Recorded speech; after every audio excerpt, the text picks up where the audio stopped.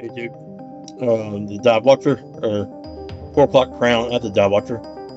So I had misplaced this bracelet, this hexhad bracelet that I was hoping that I might could fit on my Seiko SLA 075.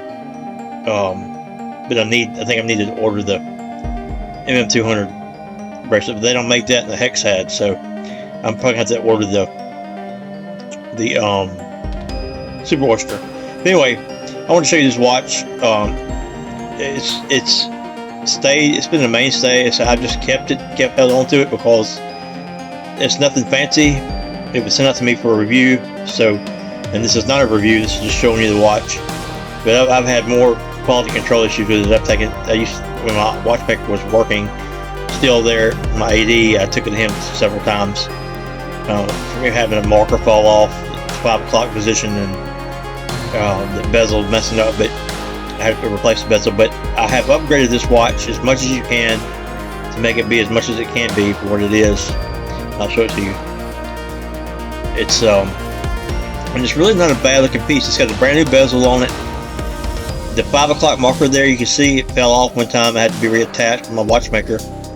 This bracelet is a strap code hexhad bracelet, so it's an upgraded bracelet, and it's really got, for the money. I mean, if you get the one with the NH35, which I know is not the greatest movement, but for the money though, you get a ceramic bezel, you get a box dome sapphire crystal. I should have grabbed the bracelet. It's not a bad bracelet. And you get an NH35, you get a 42mm case. Yeah, it's a homage, but it's not an exact. It doesn't have a kind of escape, which I like that. But I do like the look of this watch. But this is the reason why I kept this watch, and the main number one reason why is because I call it my Captain America watch, and it usually sits on display with all my Captain America items. But I came across this bracelet that I've been looking for, so I installed this bracelet on it, and I just thought I'd wear it tonight. But as you can see, it's got blued looking hands. I don't know if that's an anodized blue, but it's pretty snazzy. I like it. And so yeah, it's my Captain America watch, and I had an actual limited edition Captain America watch that was had a Swiss SW500 chronograph movement in it, and I just wish I would never let it go because that was my favorite Captain America watch. But I always want at least one watch that I could put in with and make it be my Captain America watch. Waldorf makes a watch that I posted on my community page that I like, wouldn't mind getting for Captain America, and it's called the America Edition Waldorf Seawolf 2.0. So anyway, that's all I got. Just want to show you this 42mm. I believe this is about 13.6 or 7 thick,